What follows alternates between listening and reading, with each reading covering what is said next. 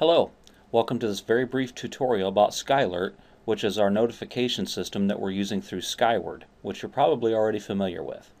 If you're unaware, Skylert is replacing SchoolReach as our means for notifications for school delays and school closings, as well as any other important information.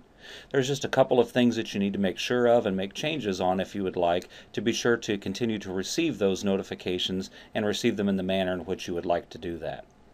What you're seeing now is the Skyward login screen, and you would log in just as you normally would. Now I've already logged in, so I'm just going to open the page that comes up, and once you log in you'll come to your family access page just like you normally do, and then we need to come over here to the left hand side and go to the Skylert link.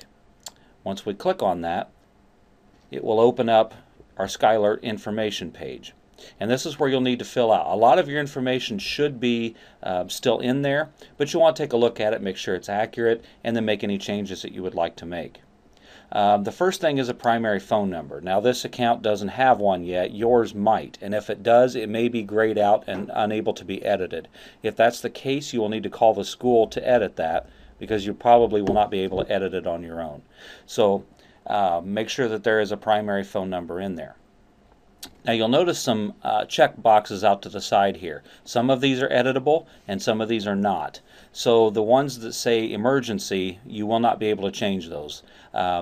We want everyone to get the emergency information if there is one, so we want to make sure those are checked. However, attendance, general, food service, and survey are choosable by you. So if you want attendance notification sent, you can either check or uncheck that box as you please. Now the general box, you will probably want this one to be checked, because general is where you will get your notifications for school delays and for closing. So this is an important box to have checked if you want to get those kind of notices.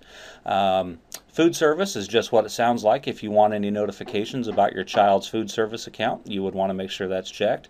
And the survey box if you want to receive those.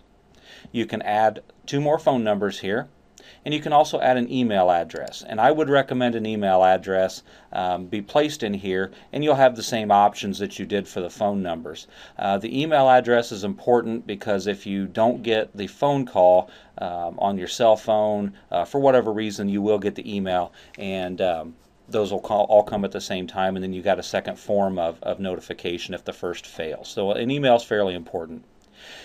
If you would like to add additional contact information for maybe a grandma, grandpa, or aunt or uncle, or whatever the case may be, somebody that maybe picks your child up from school or drops your child off at school in the morning, and they need to receive those notifications, you can certainly add a phone number in here and then choose what notifications you would like that particular person to have.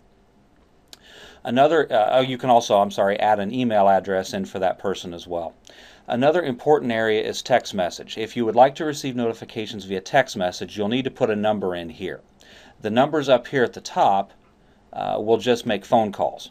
If you want text messages to go to that phone number, be sure to put that number in down here. And again, add the notification categories that you would like be sent to that phone number via text message. So that's pretty much it. And what you need to be sure to do is once you make your changes, come up here to the upper right hand corner and click the Save button. If you have trouble, as always, be sure to call the school, and we'll be more than happy to give you a hand and get you fixed up. One last item of note is the fact that any changes that you make to this particular screen can take up to 24 hours before they are put into effect. So just remember that when you make changes and click that Save button, it might take 24 hours. Thank you for watching, and have a good rest of the school year.